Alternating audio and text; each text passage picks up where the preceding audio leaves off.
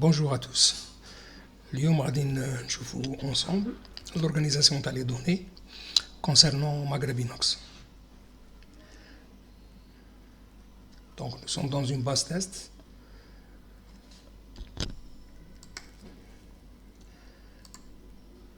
Il a été décidé de configurer les spécifications suivantes concernant l'acier en inox.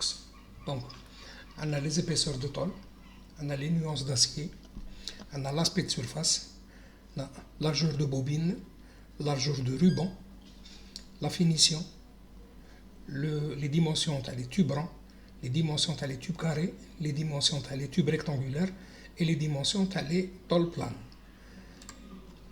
Nous avons par exemple les épaisseurs de tôle et on a toutes les variantes possibles pour une épaisseur de tôle. Le même principe sera appliqué aux nuances d'acier.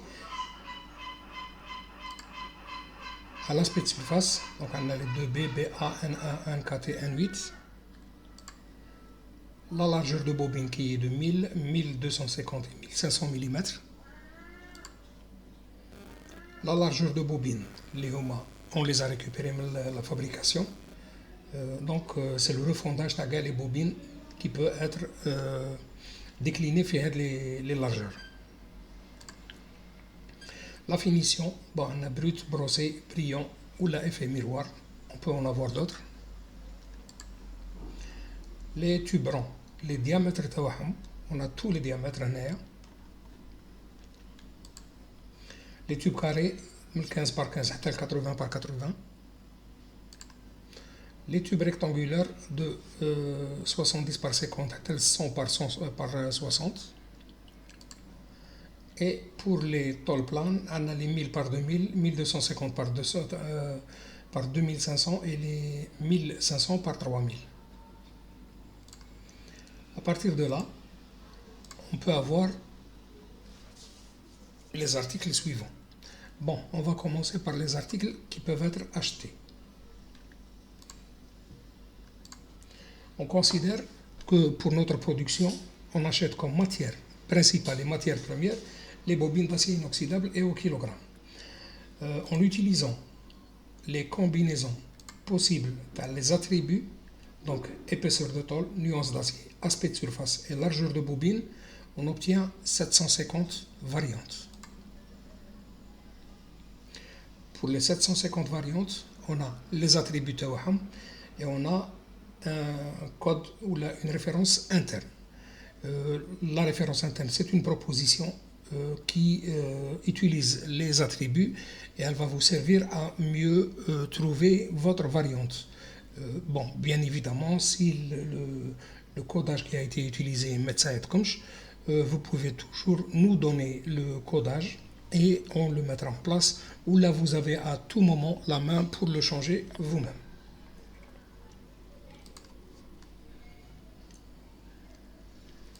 On va passer aux articles qui peuvent être vendus.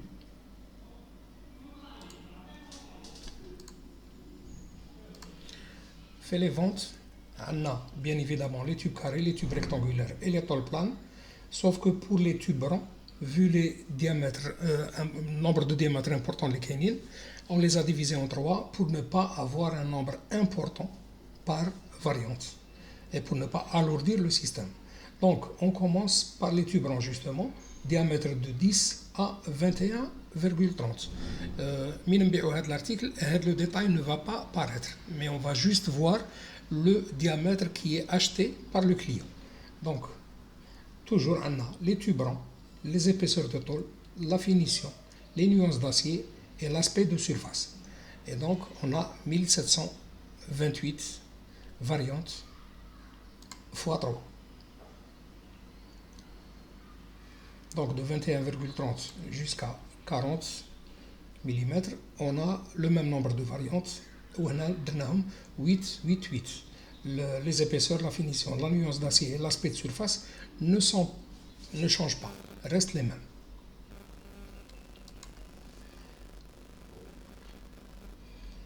Pour les tubes carrés, c'est plus simple. Donc on a 15 par 15 jusqu'à 80 par 80.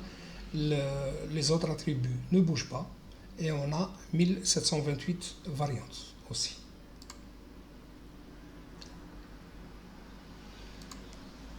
Les tubes rectangulaires, on a le 70 par 50 jusqu'à le 100 par 60 et on se retrouve avec 864 variantes.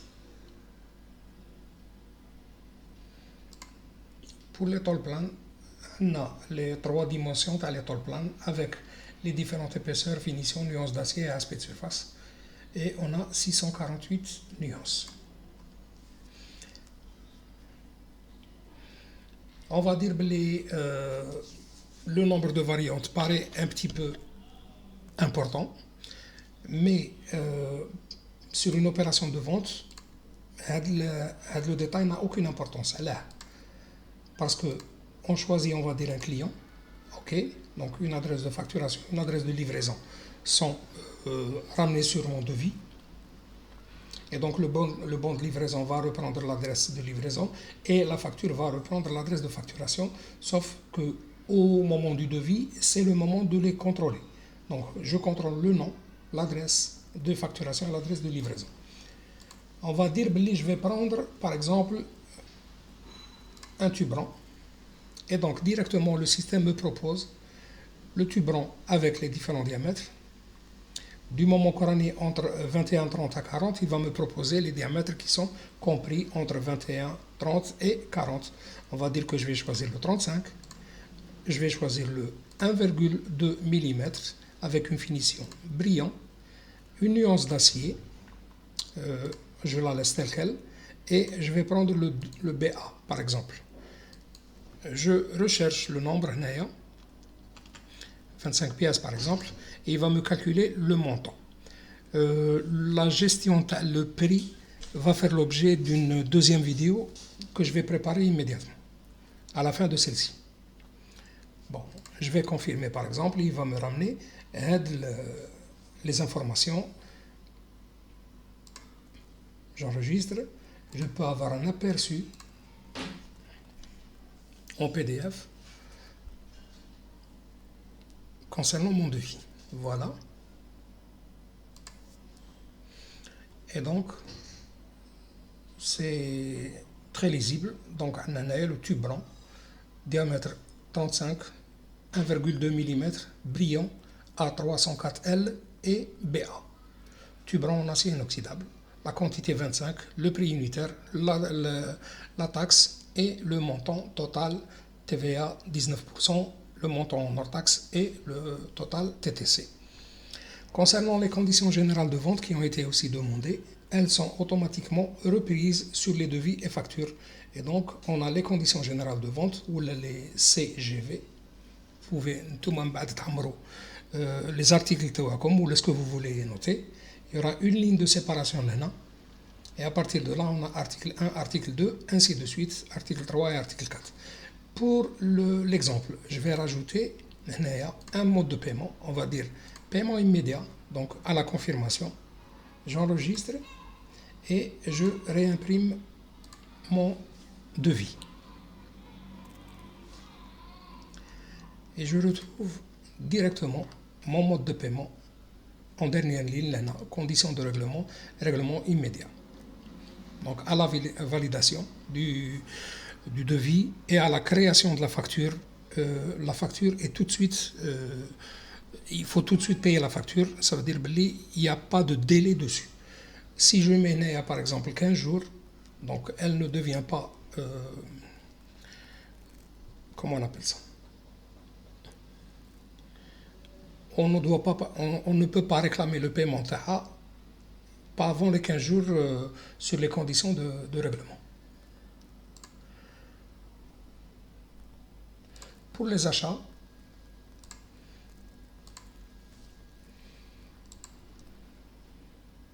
donc je vais sur mon fournisseur,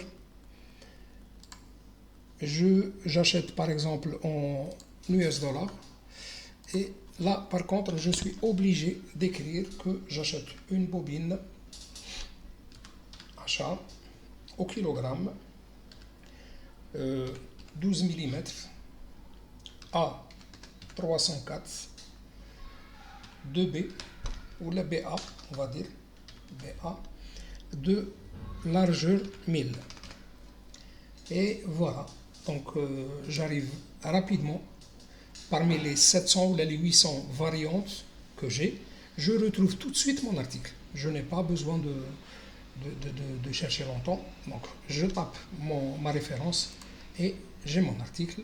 عندي le montant هنا, il me récupère le prix qui est déjà inscrit sur le système. Donc c'est 2,90 le kilogramme.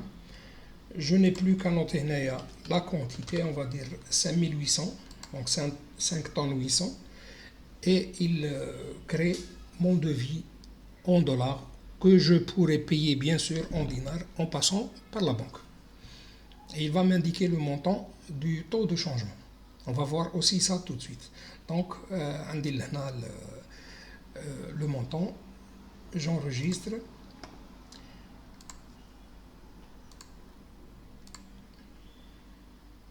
Et donc, sur ma base de données ou là sur mon Odoo, on dit 3 devises qui sont actives. On dit le dinar algérien qui est la devise principale de mon installation, la devise fiscale de mon installation. On dit l'euro pour mes achats à l'international et le dollar pour mes achats à l'international aussi.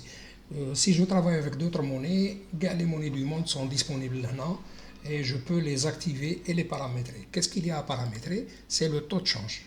Et donc, on va dire que sur l'euro, le taux de change, par exemple, est de 151,98, par exemple.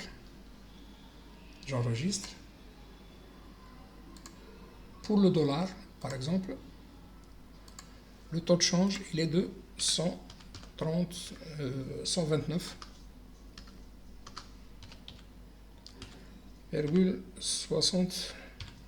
par exemple, 2,85.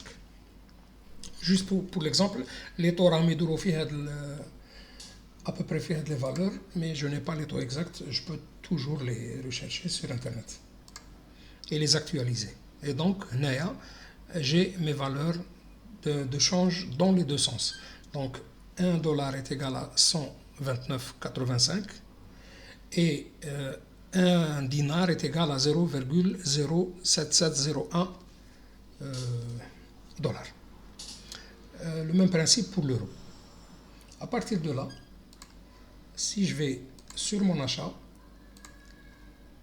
le montant en dollars, je confirme et donc j'ai une réception et je peux créer une facture si je veux. Donc, je traite ma réception. Je dois lui donner un numéro de série du moment que l'article est géré par un numéro de lot, pardon. Donc j'enregistre, je valide et donc mon numéro de lot est repris sur ma ligne de bon de commande. J'ai reçu mon article, il est déjà en stock et je peux créer ma facture fournisseur. Bon, je n'ai pas créé d'exercice. Rapidement, on va créer un exercice. Donc, je vais créer un exercice de cette année.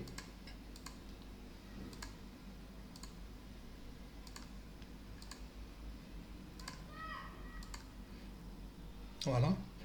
Et à partir de là, je peux valider ma facture.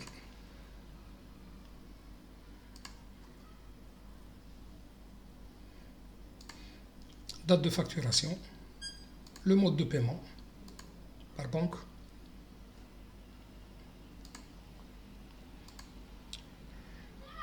si par exemple je cherche à savoir l'équivalent NAIA, non, voilà, j'enregistre, c'est pas ici, c'est plutôt au niveau du paiement. Donc je confirme ma facture et là par exemple si je change, il va me ramener le montant équivalent à la somme à payer en US dollars. Donc il y a la somme à payer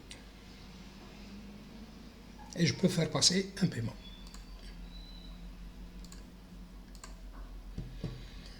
Comme produit intermédiaire, nous avons aussi les rubans.